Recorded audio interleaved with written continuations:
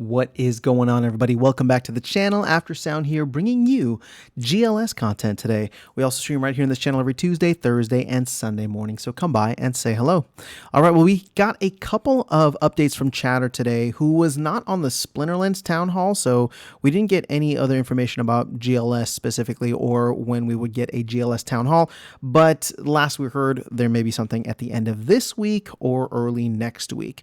But we did get a couple updates here that I thought were worth sharing, and then I want to give just a quick thought on validators specifically and where we may be going. So let's go ahead and dive in. All right. So Chatter here said first update here was about what they're working on in this sprint, and he wants to have a lot more transparency on where the team is at, what they're focusing on, and what we can expect in terms of deliveries within these 2-week sprints. Right, they're doing the whole agile system. So they said the last sprint that the team worked on had the single, released a single sign-on, pre-sale 2, franchise license credits, GLUSD. We had a lot of awesome stuff during the last sprint.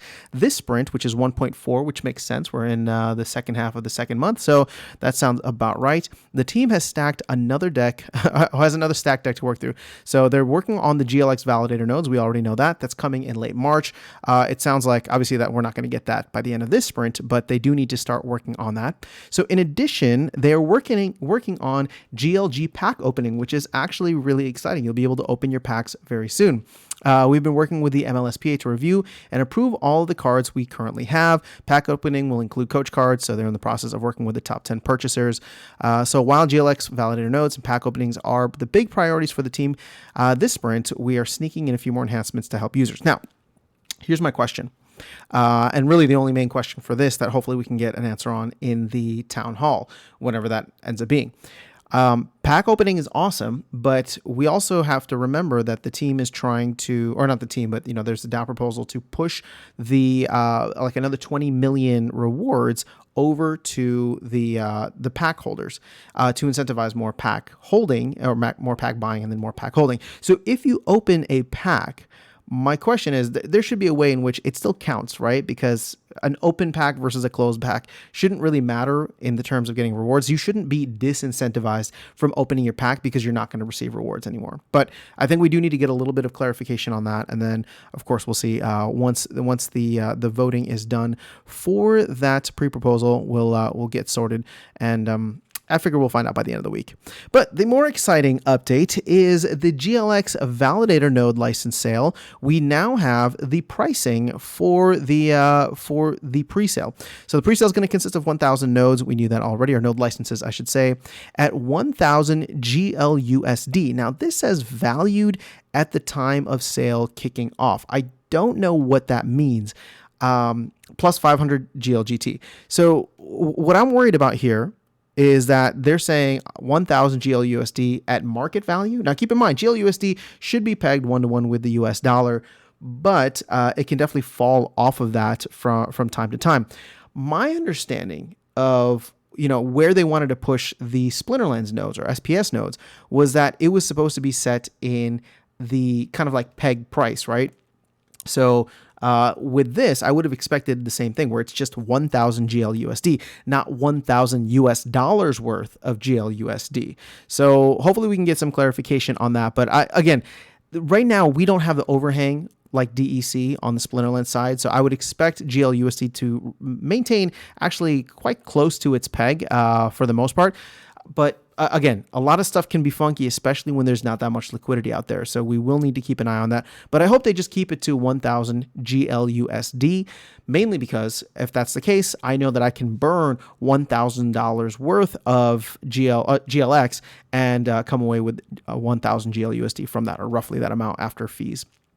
The 500 GLGT was to be expected, and when you look at this, for those who may not be familiar with Splinterlands, which is the parent company for Genesis League Goals and the Genesis League Sports platform, this is the exact same pricing that we see for the pre-sale of SPS validator nodes. Now, here's the thing. when we look, well, actually, let me finish this. Let me finish this, and then we'll jump into that. So, airdrops for the SPS node holders will happen in tranche one. Snapshot to be taken the date the pre-sale ends. So, logistics around the airdrop to be confirmed. So, we're still waiting on details for that, but that's actually what I wanted to get to.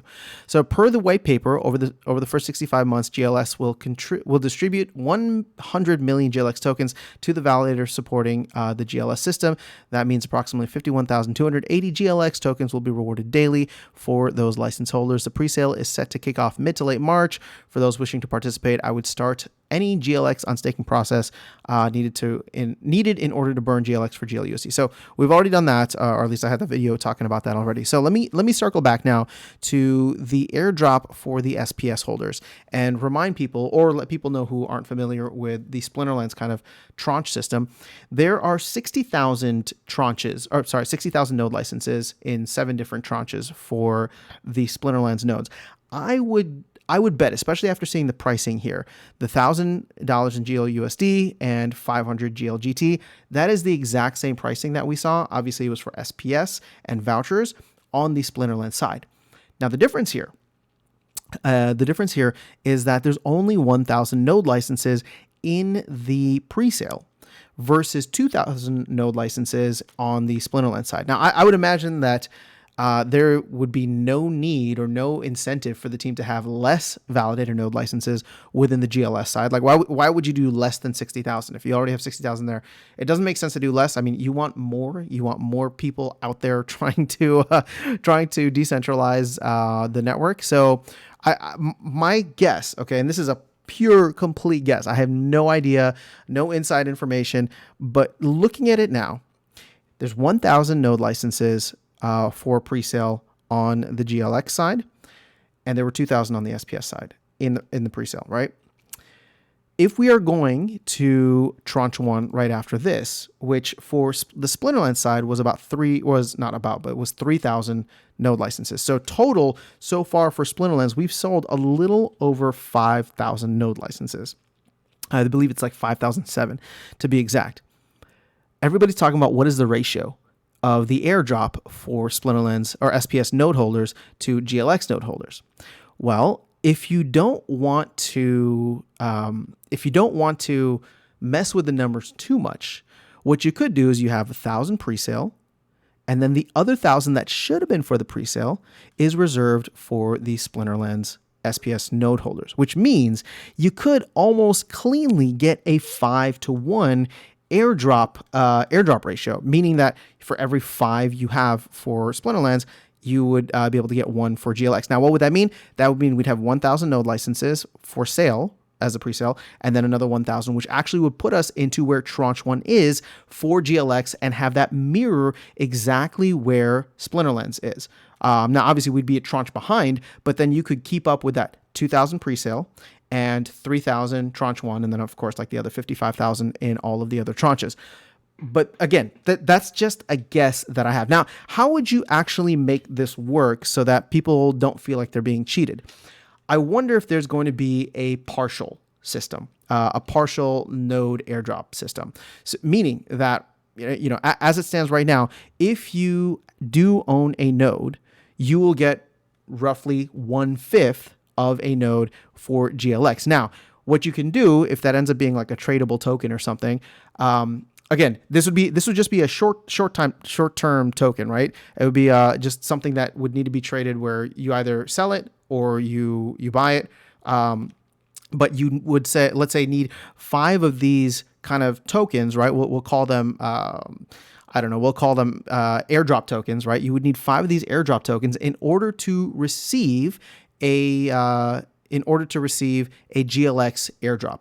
So what would the point be? Well, people who only have like one node license wouldn't feel like they're getting screwed. They would have 20%, and they could then go out and choose to buy another 4 off the market. And the market would probably be somewhat, somewhere around the 20% mark of whatever GLX nodes are trading for, or maybe 20% of where SPS nodes are trading for if we don't have GLX nodes trading on the market just yet, if people are trying to see a kind of side by side.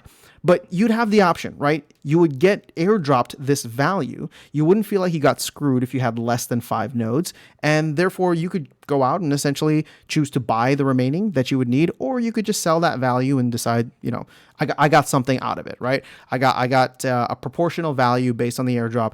I don't have a node, and I'm not going to spend more to get a node, but at least I got something out of it. Maybe you go and buy more GLX or something. So that's kind of where I see things potentially going. Again, this is just a straight up guess, but I am curious to know. What are your thoughts? Where do you see this going with this information? Does my analysis make sense? Are you seeing something else? I mean, I would still love to see a 1-to-1 airdrop, personally speaking. I would love to see a 1-to-1 airdrop simply because that would be awesome. But, that would also put us kind of past tranche 1 or into tranche 2, well into tranche 2, I should say, if you're comparing and mirroring the SPS and GLX kind of node license sales in their entirety. But that is all I have for you guys in this video. Let me know your thoughts in the comments below. I'll catch you all in the next one and see you around the game. Take care.